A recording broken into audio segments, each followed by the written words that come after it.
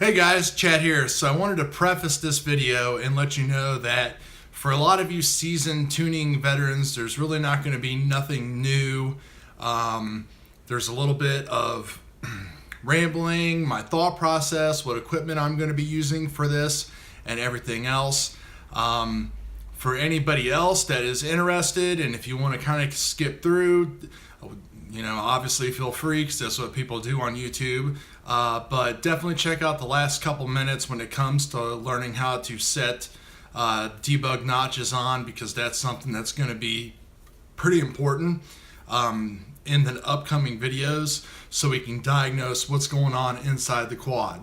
So I ask a lot of you veteran tuners and flyers and everything to just kind of sit on the sidelines maybe and check out the video and stay involved down the road in the series, because when people are giving up flying 6-inch and going back to 5-inch, or not wanting to record HD footage because they're having too hard time of a tuning, then that's bad for us, and we're not going to get like the parts and stuff that we want to accelerate this hobby.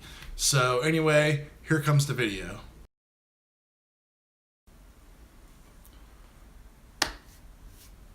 What's up guys, Chatty RC back with you, and today I am going to venture on a 6-inch tuning series from start to I really don't know where we are going to finish with this.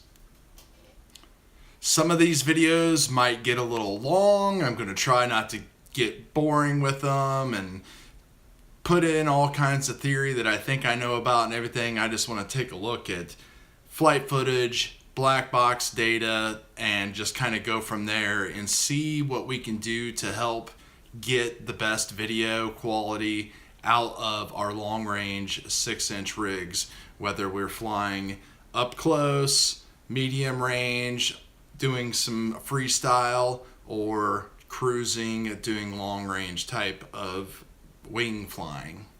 So please comment, subscribe to the series, get engaged, correct me if I'm wrong. I'm sure I'm going to make a lot of mistakes. I just want this to kind of help a lot of people out, including myself, because I am struggling, and I know a lot of other people are struggling with this as well. So let's take a look at what we actually know about 6-inch stuff, besides that it is a pain in the butt to tune. The problems that we have going against us: we have a limited choice of propellers. There's so many different motor choices and motor KV choices and frame choices, and all of that kind of leads to issues as far as gyro noise and motor noise and propeller noise, and creating all of this resonance inside of our frames that affects the way that our video looks and the way that the ship flies. Right now, weather is an issue for me because it's getting cold, so I just want to get out and enjoy myself. So I really have been struggling with this the past couple months. There's things that do work, flying later in the evening, cranking up D gains, lowering down P gains, there ND filters. There's certain little tips and tricks that we can do to make the footage acceptable. But I want to be able to confidently take a craft any time of the day, anywhere, and just go to a spot and fly it and know that I'm going to get some awesome video. It's funny how throughout a video of say 3 or 4 or 10 minutes that some of your footage will look great and some of it will look horrible, depending upon the speed, depending upon how much wind you encounter, maybe the camera versus having close-up items and motion blur with the GoPro and everything like that kind of hides some of that stuff. So there's a lot of trickery and unknown things that are going on out there that definitely want to get to the bottom of. Right now, things are just blowing up in this sector of the hobby. It is my favorite thing that I like to do. I'm a horrible racer. I'm not that good of a freestyle pilot, but I just love to fly. and I can take off from my house, fly over cornfields and all that kind of stuff, and just have a blast. And it's a great way to unwind after work and capture some great footage. A lot of us are kind of pioneers on this right now. Now there's true pioneers like Trappy and, you know, the Team Black Sheep guys. They've been doing this long range type of stuff for years. There's also plenty of people out in like California and other parts of the world that are way more experienced. They're using, you know, the best gear, high-end stuff, but they just know what they're doing. They're surrounded by it. They live it every day. So of course they're going to produce from some footage. But if you listen to some people, I recently heard Gab 707 on a couple podcasts that he has a viral video that he did with like Real Steady or whatever that got over 1 million and some views, and he still says even, you know, he even has to resort sometimes to using software because he can't get rid of the tiny micro vibrations. But of course he's flying in super extreme conditions in mountains where winds can shift and change and everything else. So he's got a lot of stuff going against him in those videos as well. PID tuning is just a huge mystery when it comes to 6S. I mean, I have went up and down with PIDs, and sometimes they just when you think that they're making a difference, you go fly again and it looks awful. So eventually, hopefully we can get to, I would like to get some kind of a primer. You know, the Betaflight default PIDs are supposedly built after the most common type of FPV setup that there is, which is a 5-inch Alien running on like a 4S 1300 with, I don't know, 2200 kV, 2300 kV motors, GoPro, all up weight of about 600 to 650 grams. And they work, and they work great. It's usually set your rates, maybe make a little modifications, and boom. What we need is kind of like a primer for that for 6-inch. Nobody's been able to really provide us with anything. Raceflight does have a 6-inch preset tune.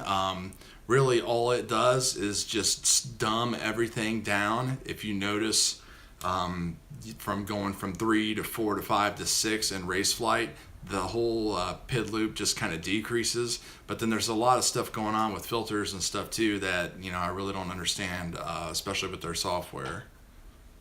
And heavy frames versus light frames, 4S versus 5S. Again, it's just the equipment. We really don't know everything. We don't know that magic secret sauce that it takes to get great footage every time, anywhere. So what I'm going to be flying is a 6-inch Alien with the CL Racing F4S board, Eagle 2, 5.8 Unify. These are the MB 2207-2450 motors, and I'm going to be using 6x45 by 3 HQs. Everything is soft mounted, including the motors. You can see they've got kind of that soft mount thing going on there with these bumper guards by Brain 3D. I'm going to be doing these tests at the beginning on 4S 1800, which is going to be about the same weight as the 5S 1300s that I really want to use, just because it seems like these motors really perform a lot better with a higher voltage. And I have noticed that for some reason that when, and you might have noticed this too, that when you fly faster, your video actually looks better on 6-inch. Not when you're punching out, because you'll usually oscillate when you punch out, but when you're in a faster forward flight, it looks a lot better than when you are in a cruising flight. So that's why myself, and I know others, have built like multiple different kind of rigs. So I'm trying to use what everybody else might have or close to having already. Of course, GoPro Session 5 on top of there. So what I'm going to do is I'm going to go out and fly some packs, and this first video, besides all this rambling, is going to focus in on the main issue, which is noise and gyros. So I want to capture some flight footage and some black box data and look at the raw data and take a look at what we can do to try to like tune out the noise, or to see if just forgetting about all those different filter settings and clicking dynamic filter is good enough. I mean, that's like a separate video in itself. There's so much in the Betaflight community.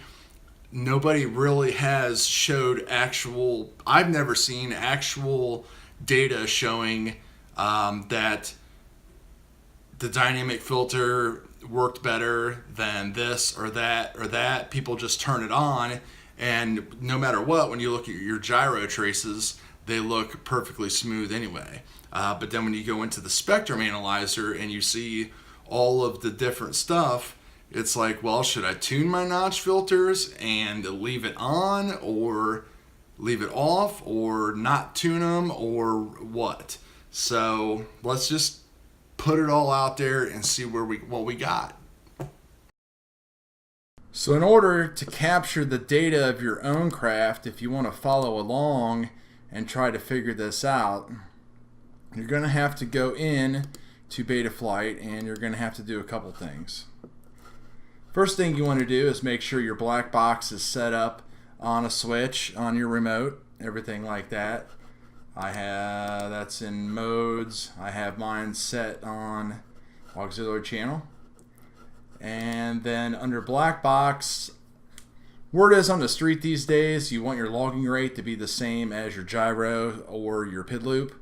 So I have mine set to 8K. File size is bigger, but we're just going to be doing some short tuning flights here, so shouldn't have to worry about that. Next thing you are going to need to do is to go into the CLI, and you are going to need to type in this command down here: set debug mode equals notch. And when you type that in, it'll say set to notch. Type save and exit, and it'll reset. And the important part about that is that it's going to show us the raw data that is going on from the inside. So if we need to tune notch filters, it's going to give us a better glimpse than anything that might have some kind of filtering or smoothing hooked up to it. Alright, so I really don't remember what I was saying here, because for some reason my Filmic Pro app, Adobe Premiere, my Mac, having some issues, don't know what's going on. But anyway, just saying, sorry there wasn't nothing to do with actual tuning in this. I've got a lot of flights to go. I'm probably 2 or 3 videos in the bag right now.